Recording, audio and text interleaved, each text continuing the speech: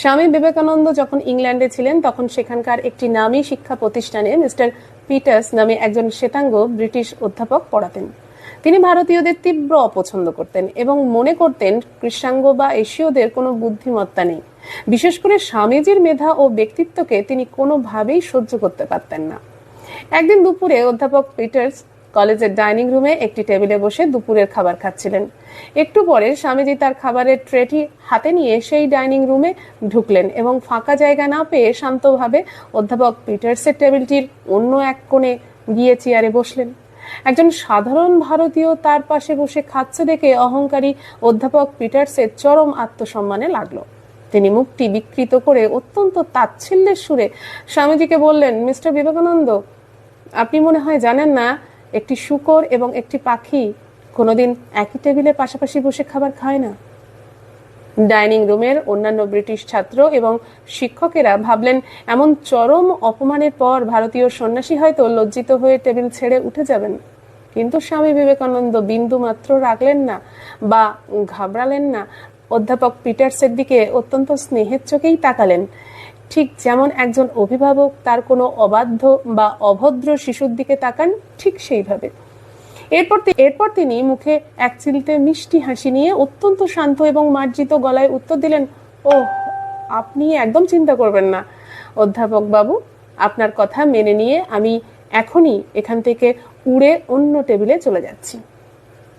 এই কথা বলে স্বামীজি তার খাবারের ট্রেটি তুলে নিলেন এবং অন্য একটি টেবিলে গিয়ে বসলেন। স্বামীজির এই অভাবনীয় উত্তরের গভীরতা বুঝতে অধ্যাপক পিটার্সের কয়েক সেকেন্ড সময় লেগেছিল। স্বামীজি নিজেকে পাখি বলে পরোক্ষভাবে এবং অত্যন্ত সূক্ষ্ম রসবোধের সাথে খোদ ব্রিটিশ অধ্যাপককেই শূকর বানিয়ে দিয়েছিলেন। পুরো ডাইনিং রুমে তখন অন্য ছাত্ররা মুখ টিপে হাসছিল।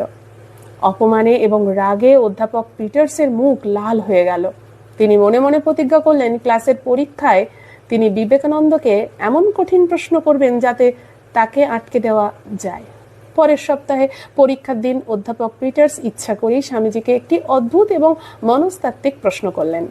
তিনি জিজ্ঞেস করলেন, বিবেকানন্দ, ধরুন আপনি রাস্তা দিয়ে হেঁটে যাচ্ছেন, হঠাৎ রাস্তার মোড়ে আপনি দুটি ব্যাগ পড়ে থাকতে দেখলেন। একটি ব্যাগে রয়েছে প্রচুর টাকা, সোনাদানা, আর অন্য ব্যাগে রয়েছে জ্ঞান, প্রজ্ঞা। আপনি এর মধ্যে কোন ব্যাগটি তুলে নেবেন? স্বামীজি এক সেকেন্ডও সময় নষ্ট না করে উত্তর দিলেন, অবশ্যই আমি টাকা আর সোনার ব্যাগটি তুলে নেব।